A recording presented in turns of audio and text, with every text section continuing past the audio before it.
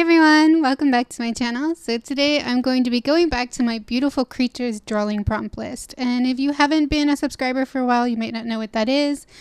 In Inktober or October of last year, I started a drawing prompt list for myself to follow during Inktober. And I just did like various vague characteristics of monsters and creatures. So I could do like fantasy type creature girls and monster girls. But I totally failed at Inktober and I had to just kind of let that go and allow myself to finish the beautiful creatures list on its own so I could do a bit of a better job, because the Inktober drawings, I think they were like, I still put effort into it, but they were a smaller scale and I was trying to rush, especially as I got behind, just keep cranking them out. So I really wanted to put a bit more effort into it and make the drawings a bit nicer. So that's why I'm going to just focus on beautiful creatures and allow myself to take my time with it. So this one was number 20 and the theme was glitter or sparkle.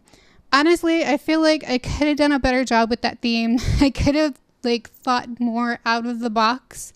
But I settled on a fairy and I thought that was kind of fine at the time. I actually drew up an illustration for it back in October and I inked it, but I just wasn't happy with it, and it sat like in my drawer waiting to be finished or redone or something. And just recently I just decided, if I don't tackle this finally and get past this, then I'm never going to be able to continue this list, and that's awful. I even have 21 already done, so, and that was from much earlier. I think I actually finished that in October. So I definitely wanted to get this one finished, so I decided to just go ahead and redraw it. So this one is a recent drawing. I started by doing some like pose sketches on my sketchbook, and then I refined that a little bit to add it to some watercolor paper with my light box. I didn't record that bit because I didn't realize it would turn into anything. And I used another separate piece of paper just to give me an idea of where her legs should be without putting too much strain on the watercolor paper. So I combined those two onto the watercolor paper with my light box. And that would be the sketch that we have now. So the idea with this drawing is that she is a star fairy and she brings out the stars every night.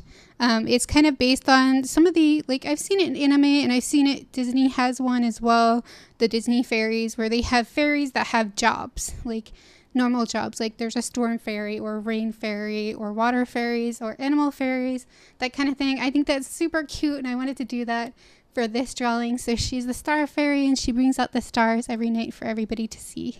So for the colors for this drawing, the first thing that I picked out that I absolutely had to use was the Mayan Blue by Daniel Smith, which is the background color. I just absolutely love that color and I knew it would be really pretty and give a really nice granulating sky look. After that, I wasn't really quite sure, but I thought I would go ahead with the yellow for the stars instead of doing like a white, just because I think it would be really vibrant against the blue and it'd be more easy to like pull out. I then used the yellow in her hair and her wings and her eyes to kind of indicate more that she generates these stars. It's like part of her. And I did put a bit of a tinge of yellow onto her dress and her skin to kind of indicate that the light is bouncing off and she's really glowing. She has like this yellow glow. I ended up with purple for her dress because I thought it would look nice to use the Mayan Blue and mix it with a little bit of red so that all the colors are like combined together. They feel like they go together and I think it looked really, really nice. Another thing that's different about this drawing is I am using my Arches cold pressed paper for the first time. If you've been around on my channel for a while, you might remember, like, I think sometime last year I had done an art haul where I'd bought a bunch of paper and I had admitted that I have a bit of a paper addiction right now. I was buying like every type of paper I could get my hands on and just trying everything because I really wanted to know what papers I really like and what I really don't. And I had the chance, so why not just try out all of these papers? And I told myself that I would not be precious about any type of paper. And you know what I did? I became precious about the paper.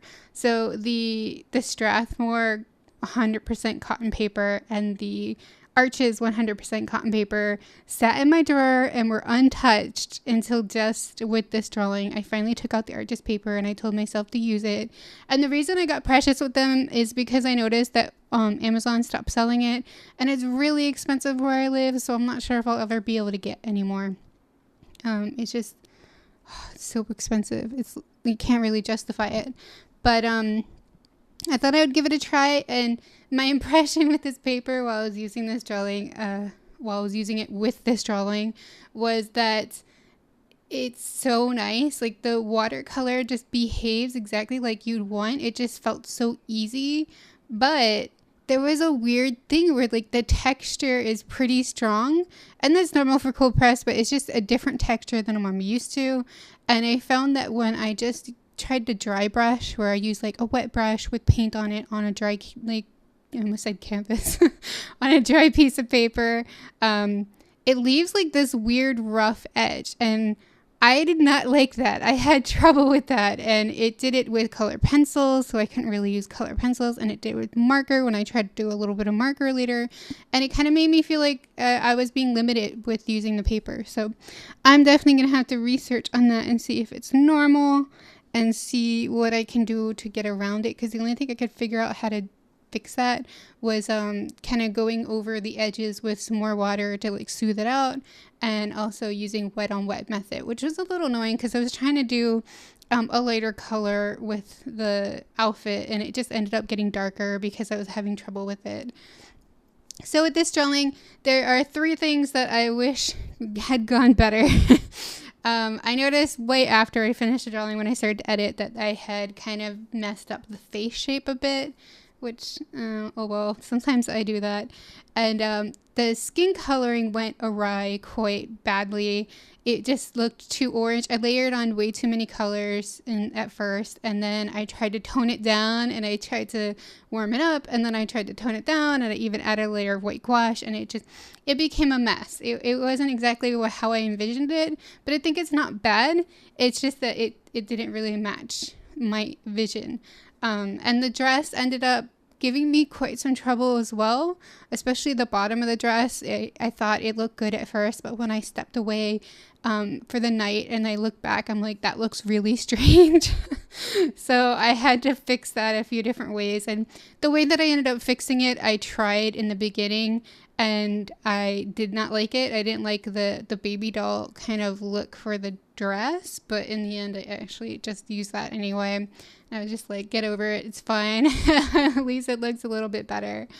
And yeah, I think that was kind of it. The background was so much fun to do. I had a lot of fun with it, and I used white gouache a lot in this drawing, as well as a lemon yellow gouache. And that was the first time I was using a different color gouache, which was really nice.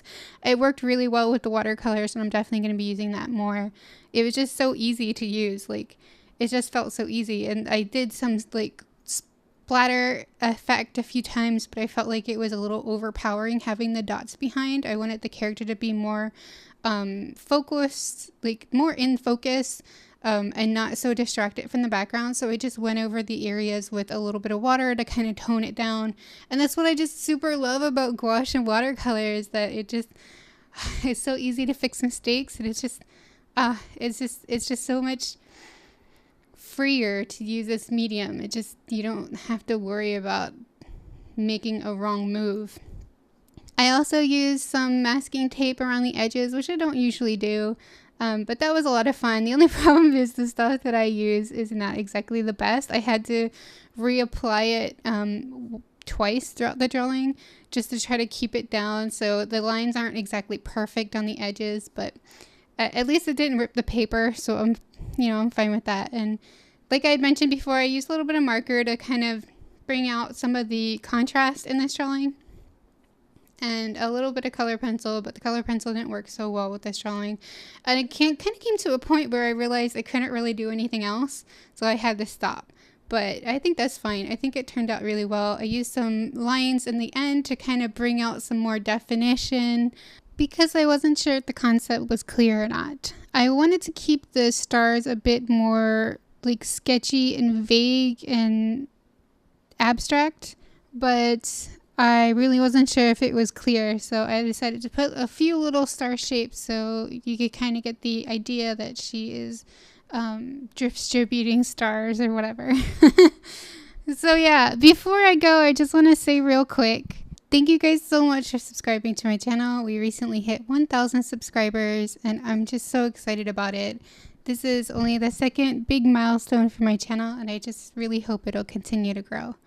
I'm thinking about doing a giveaway or a Q&A or a live stream. Maybe not a live stream, that's kind of scary. But let me know what you guys would like to see. I just really appreciate that you guys are around and I really hope that you have been enjoying my videos and I hope you continue to enjoy my videos. So yeah, thank you guys so much. It really makes me really happy. So I really hope you guys like this one, and if you did, definitely let me know by giving this video a thumbs up and leave me a comment down below. And if you haven't already, please do subscribe to my channel. I post art related videos every week. And if you'd like to buy a print of this drawing, then definitely check out my Redbubble shop. The links are below. You can also follow me on Facebook, Instagram, or Twitter to see my current sketches and little work in progress stuff as well. So yeah, I hope my rambling wasn't too much for you guys. And yeah, I will see you guys next week. And thank you guys so much for watching. Bye.